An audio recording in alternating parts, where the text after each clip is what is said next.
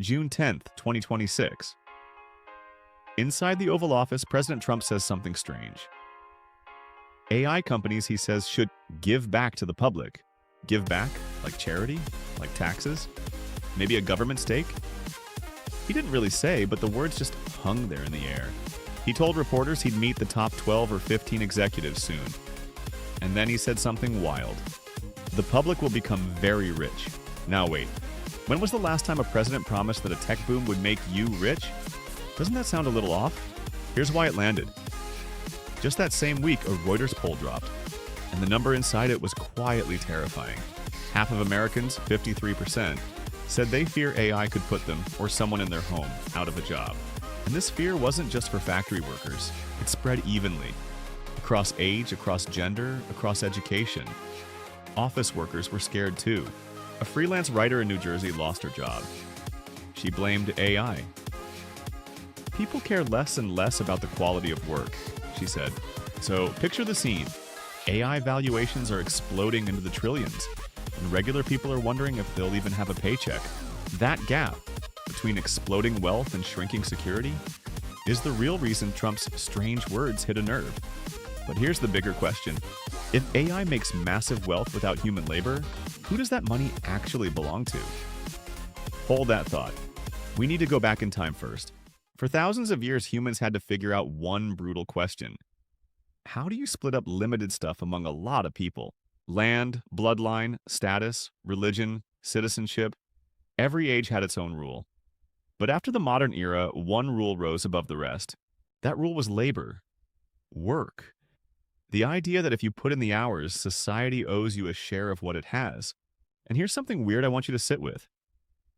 Capitalism and socialism fought like crazy. But did they really disagree on this? Not really. Capitalism said, you earn wages for your work. Socialism said, the worker owns production. Different words, same center, labor. So for a very long time, humanity believed one simple thing.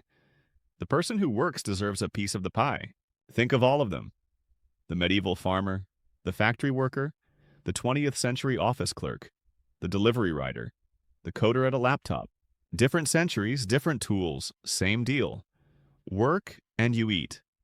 Work and you belong. That promise held society together for generations. But now, AI is shaking that ancient promise. And to see how, you have to understand one thing AI does differently. Old machines mostly replaced muscle. Lifting, hauling, the body's work. But generative AI walks into a whole new room. The room of thinking. Writing, coding, design, translation, analysis, legal drafts. The stuff we thought needed a human brain. AI is reaching right into all of it. But here's the part people get wrong. The fear isn't that every job vanishes overnight. It's quieter and, honestly, sneakier than that. AI doesn't take your whole job. It takes the most valuable parts of it, task by task, and that's enough to change everything. Picture a marketer. The research, the first draft, the image mockups, the data summaries. AI handles those in seconds. So, what happens next? The company realizes it can do the same work with fewer people. And the moment that happens, the workers' bargaining power quietly weakens. And the numbers back this up. The IMF found that about 40% of jobs worldwide are exposed to AI. In rich countries, 60%. The ILO put it even sharper. 1 in 4 workers globally is in a job already touched by generative AI. 1 in 4? Now here's the honest twist, it's not all doom. The same studies say AI can also complement workers, making some of them faster and richer. But there's a catch. The gains tend to flow to the already skilled, the already educated, the already paid. So the gap doesn't close, it widens. And you know what? This exact question, what to do with displaced people, isn't new. A very old empire faced it too. Let's go to ancient Rome, but just for a moment. Rome isn't our hero here, and what's a mirror held up to show us today? Rome conquered, and conquering brought 3 things. Land, wealth, and an enormous flood of enslaved laborers pouring straight into the heart of Italy. Out of this grew the latifundium, huge agricultural estates worked by cheap enslaved hands. And these mega farms changed everything around them. Britannica describes it plainly. Wealthy Romans had the capital to improve crops and livestock, putting small peasant farmers at a brutal disadvantage. Now, I have to be clear here. I'm not saying AI is slavery. It's not. So why bring Rome up at all? Stay with me. The point isn't slavery, it's the structure. When a new productive force lowers the price of human labor, society always faces the same crisis. Picture a small Roman farm family packing their bags. In the distance, a giant estate, an aristocrat's villa, enslaved workers across endless fields. And the question that hangs over that family is exactly the one hanging over us. When the old work disappears, how do these people live? So how did Rome answer? Two famous words: bread and circuses. Free grain and grand entertainment handed out to the city's restless citizens. The grain dole was real and massive. At one point, around 200,000 citizens got subsidized. Later, free meant grain every single month. Now you might think, wow, that sounds like generous welfare, right? But hold on, don't romanticize it. That's not what it really was. The grain dole wasn't kindness. It was a stability device. A political tool designed to keep citizens pushed out of production, calm and loyal. Emperor Tiberius admitted it himself. He said the grain supply was an imperial duty, and if neglected, it would mean the utter ruin of the state. And now we're standing in front of a strangely familiar question. Except this time, the answer probably isn't bread, and it isn't circuses.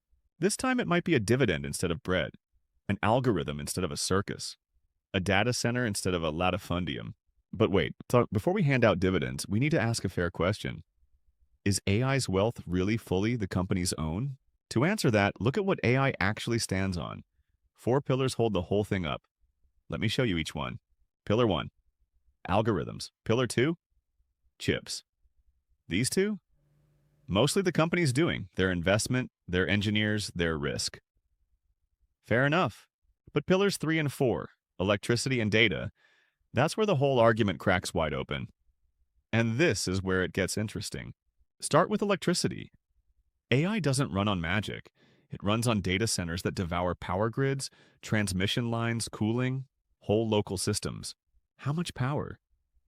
The IEA project's global data center electricity use could nearly double, hitting around 945 terawatt hours by 2030, and ordinary people are already feeling it. In a Reuters poll, 77% of Americans worried AI would push their electricity bills higher. So this power runs on public infrastructure. Grids you helped pay for. Now think about the 4th pillar. Data. This one cuts even deeper. Because here's the thing. You fed it. Your writing, your photos, your clicks, your conversations. AI grew up on all of that. Did you ever get paid? So the companies are private, yes. They took the risk. But the raw materials, the power, the data, those came from all of us. Algorithms, chips, electricity, data. 4 ingredients blended into one enormous machine. Which leaves one uncomfortable question. Who actually owns that machine? And that question has sparked a wave of new ideas. Not one answer, a whole menu. Let me walk you through 5 of them. Idea 1. A public wealth fund. The wild part? This one came from OpenAI itself. An AI company proposed it. Let that sink in. The plan? A public fund holds a stake in AI growth, and the returns get distributed directly to citizens, regardless of their starting wealth. Idea 2. An AI dividend.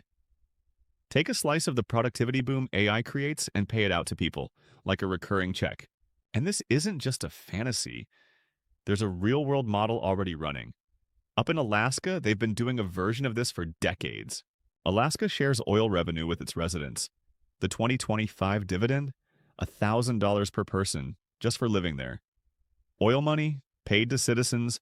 So here's a question worth chewing on. If oil, a natural resource, can pay a dividend, why couldn't data and AI do the same? Idea 3. A robot tax. And believe it or not, the loudest early voice on this was Bill Gates. Yes, that Bill Gates. His logic was simple. A human worker's wages get taxed. So if a robot does that same job, why shouldn't the robot get taxed too? And legal scholars backed him up. When automation replaces workers, the tax base built on labor shrinks, so the system itself needs a redesign. Idea 4. Universal basic income. If wages from work become shaky and unreliable, you just give everyone a baseline income, no strings attached. And idea 5, the boldest one, universal basic compute. Forget cash. Just guarantee everyone the right to access AI and computing power itself. 5 different ideas, but under all of them runs the exact same route. Is it fair for AI's wealth to belong to companies alone? But hold on, if I stopped here, this would just be propaganda, and it's not. Because every one of these ideas carries real danger. Danger 1, conflict of interest. If the government owns a stake in AI firms, it has to regulate them and root for their stock price. Think about that for a second. Can a regulator really keep watch over a company when it's also quietly invested in that company's success? Danger 2, political deal-making. A company hands the government a stake and in return quietly gets lighter rules or a competitive edge. That's not a public dividend anymore. That's a backroom deal between power and capital, dressed up to look like it's for the people. Danger 3, who exactly is the public? AI grew on data from the entire planet, but a dividend might only reach one country's citizens. A data worker in Kenya, a writer in Manila. Their work trained these models too. So if only Americans get paid, is that justice or privilege? And danger 4, push too hard, too early, and you might choke the very innovation that creates the wealth in the first place. So picture a scale. On one side, public benefit. On the other, political capture. And right now, that scale is wobbling, hard. So let's come back to where we started, to that one big question hanging over everything, and let's make it bigger. For centuries, the social contract was brutally simple. Work and you survive. Work hard and you get your share. That was the deal. But AI is bending that contract. And notice, the question itself is quietly changing. The old question was, who did the work? The new question is different. Not who did the work, but who built the foundation that all this wealth stands on. That changes everything, because you're still a citizen, still a voter, still a consumer, and still the one generating the data these machines quietly feed on. So maybe the biggest question of the AI age isn't how smart will the technology get? Maybe it's something far more human than that. It might be this. If machines create the wealth, who gets paid? That's the real fight of our time. And it's only just beginning. That's a wrap for today. The machines are getting richer. The only question left is whether we'll be smart enough to share in it. What do you think?